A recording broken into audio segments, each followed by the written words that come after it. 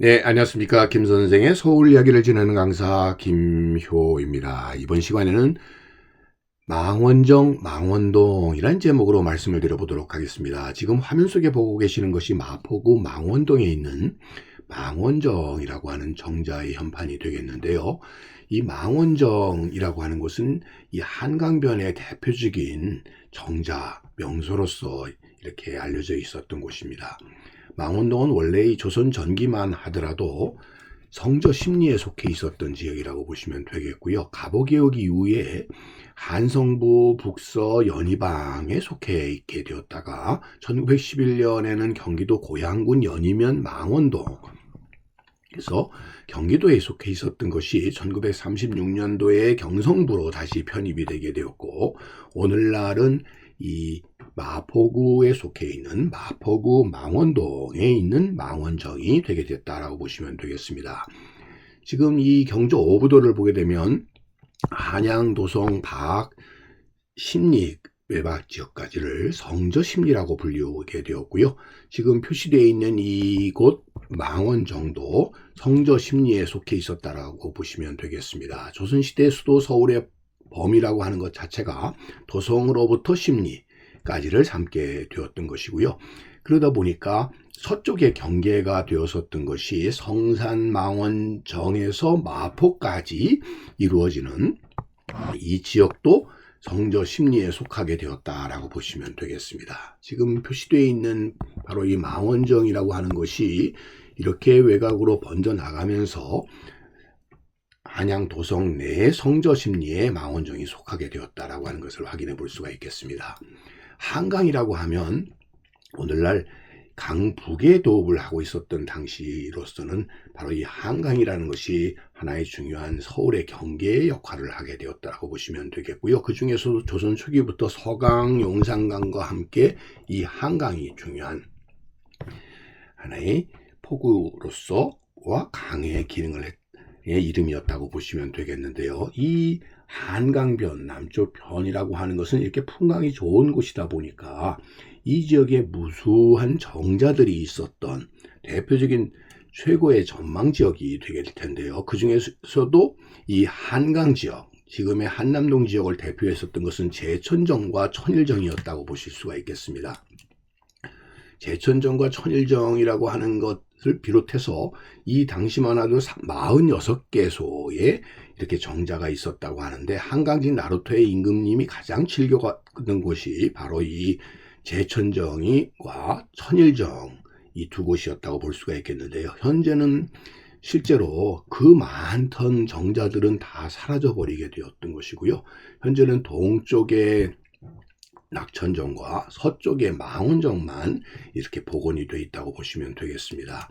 하늘과 한강이 하나 되는 천일정이라고 이렇게 불려졌을 정도로 이 천일정이라고 하는 것이 아주 기막힌 위치에 자리 잡고 있었고, 특별히 이 한강을 건너서 사평리 넘어 남쪽으로 내려가는 임금님의 행차 루트 상에 위치하고 있었기 때문에 임금님이 즐겨 찾으셨던 정자가 바로 이 천일정이 되겠습니다. 지금 한남대교 북단 지역이 되겠고요.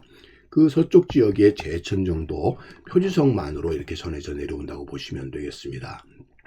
자, 그런 의미에서 동호의 낙천정과 더불어 이 서호의 망원정이 현재도 이렇게 복원되어서 흔적을 해볼 수가 있겠는데요. 망원정의 원래 이름은 희우정이었습니다. 희우정 당시만 하더라도 세종의 형이었었던 효령대군의 정자였었던 것이죠. 그랬던 것이 바로 1484년에 성종의 형인 월산대군의 소유로 바뀌게 되면서 이름이 망원정으로 이렇게 바뀌었다라고 보시면 되겠습니다. 그러다 보니까 희우정이든 망원정이든 결국 권력으로부터 멀어지게 되었던 세종의 형이나 성종의 형의 소유로 되어 있었다는 점에서 망원, 즉 정치와서는 멀리 떨어져 있어야만 되었었던 사람들이 결국 이 공간을 통해서